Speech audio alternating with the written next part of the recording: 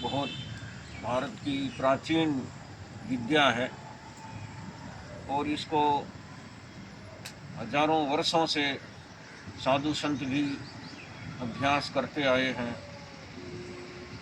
पहले प्राचीन समय में ज़्यादा योगी सन्यासी लोग योग की साधना में बहुत गहरे में पहुँचे हुए थे और ये जैन ध्यान पद्धति में भी योग को बहुत महत्व दिया गया है। जैन साधना में योग का बहुत बड़ा स्थान है।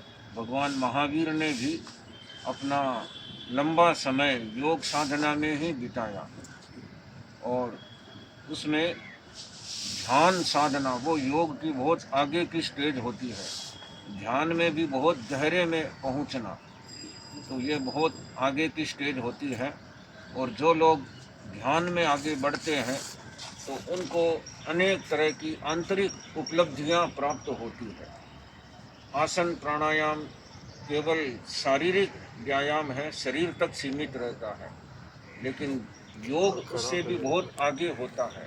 वो ध्यान साधना और ध्यान के द्वारा हम अपना आत्म साक्षात्कार करते हैं, अपने परमात्मा से हम मिलन करते हैं, वो योग होता है। योग का अर्थ ही है दो को जोड़ना, तो आत्मा का परमात्मा से मिलन हो जाना, वही योग होता है। तो जैन ध्यान साधना पद्धति में इसको बहुत महत्व दिया गया है।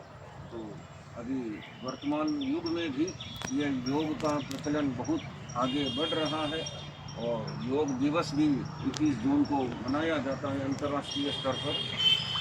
तो अखिल भारतीय तेरापन युवा परिषद ने भी युवा वर्ग के लिए एक जो कार्यक्रम दिया है, फिट युवा हित युवा।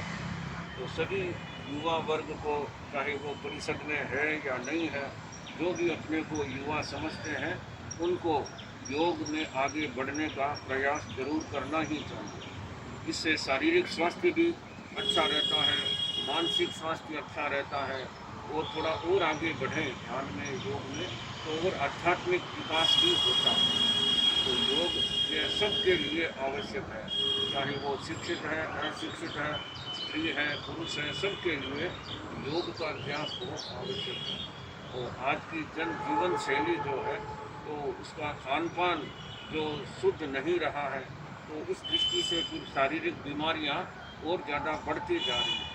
तो खान पान भी शुद्ध हो, सात्विक भोजन हो और साथ में फिर योग का अभ्यास, योगासन प्राणायाम आदि का अभ्यास भी चलता रहे तो अनेक तरह की शारीरिक बीमारियों से भी मुक्ति पा सकते हैं। और प्रतिदिन इसका अभ्यास करना चाहिए। एक दिन किया, 2 दिन नहीं किया, फिर 10 दिन नहीं किया, तो ऐसा होने से वो कंटिन्यू अभ्यास नहीं होता। अभ्यास के लिए आवश्यक है कि प्रतिदिन इसको अपने जीवन में जोड़ें, जीवन की दिनचर्या में जोड़ लें। तो इससे शारीरिक स्वास्थ्य अच्छा रहेगा, मानसिक स्वास्थ्य अच्छा रहेगा। तो जो भी लोग ध्यान साधना में आगे बढ़ना चाहते हैं तो वो ध्यान का भी प्रतिदिन अभ्यास करने का लक्ष्य बनाएं। तो ये हित युवा ये कार्यक्रम सभी के लिए बहुत ही एक उपयोगी कार्यक्रम है और सबको इस कार्यक्रम के साथ में जुड़ना भी चाहिए। और जो जिसकी जहाँ सुविधा हो अपने अपने अनुकूलता के अनुसार, चाहे अपने घर में करें, खुले स्थान में करें, बाहर पार्क में करें, कहीं भी, तो उचित स्थान दे करके और उसका अभ्यास प्रतिदिन करने से बहुत बड़ा लाभ उठाया जा सकता है।